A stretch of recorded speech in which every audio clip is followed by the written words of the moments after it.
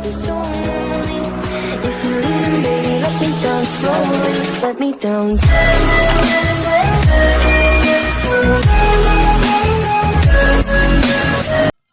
Sistem pernafasan yaitu sistem yang tujuan utamanya menyediakan oksigen untuk proses metabolisme tubuh.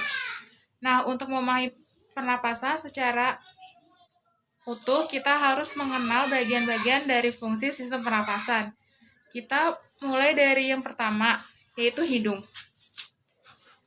Nah, udara pertama kali masuk ke saluran pernapasan melalui lubang dengan mekanisme inspirasi. Diagrama hidung udara kemudian disaring oleh rambut-rambut hidung. Dari partikel-partikel yang menyertai udara yang masuk. Nah, selain itu, udara juga dihangatkan dan akan dilembabkan sesuai dengan suhu tubuh. Dari rongga hidung, udara selanjutnya mengarah ke faring, yaitu persilangan jalur udara dan makanan bertemu. Jadi pada faring ini adalah tempat dilaluinya udara. Pernapasan dan makanan yang berasal dari mulut. Setelah melalui faring, udara akan memasuki laring. Di belakang lidah, ada di dalam laring terdapat epiglottis yang berfungsi mengatur masuknya udara dan makanan ke salurannya masing-masing. Ketika makanan ditelan, laring bergerak ke atas dan mendorong epiglottis sehingga menutupi. Glotis ini adalah bukaan trankea tenggorokan. Hal ini memungkinkan makanan menurun esofagus menuju ke lambung. Ketika makanan menuju lambung, glotis terbuka sehingga memungkinkan udara pernafasan masuk ke laring, yang merupakan bagian atas dari saluran pernafasan. Di laring juga terdapat kotak suara. Suara yang dihembuskan dari dalam keluar mengalir cepat melalui pita suara, yaitu sepasang pita otot elastis di dalam laring.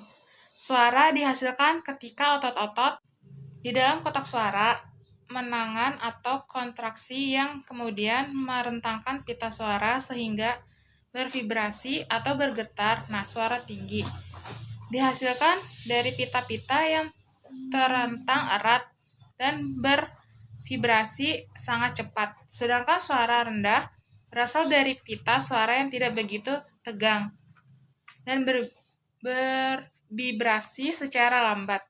Dari laring, udara masuk ke dalam trankea.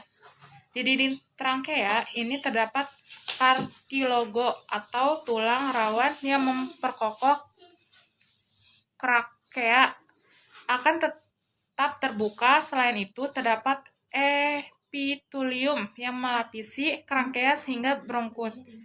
Epitelium ditutupi oleh silia pada permukaannya. Selapis muncus atau rejan lendir yang tipis. Nah, muncus ini berfungsi merangkap debu dan kontaminan esensial lain yang lolos dari rongga hidung. Silia ini berdenyut dan bergerak seperti ombak menggerakkan mukus ke arah atas menuju faring.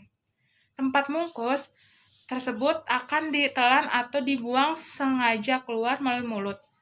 Proses ini dinamakan eskalator yang mucus, yaitu proses yang memainkan peran penting dalam membersihkan sistem pernapasan. Dari trankea, selanjutnya dua cabang yang disebut bronkus. Bronkus ini masing-masing mengarah ke salah satu dari paru-paru.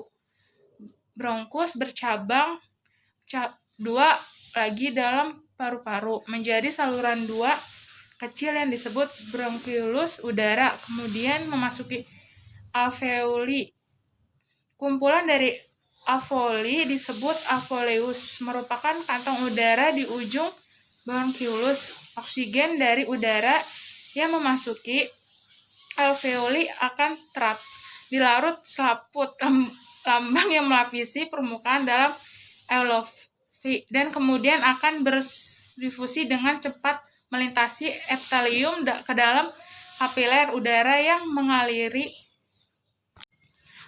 setiap alveoli sedangkan dalam arah yang berlawanan. Karbondioksida berdifusi melalui kapiler darah melintas epitelium alveoli dan menuju ke rongga udara untuk dikeluarkan tubuh melalui mekanisme ekspirasi.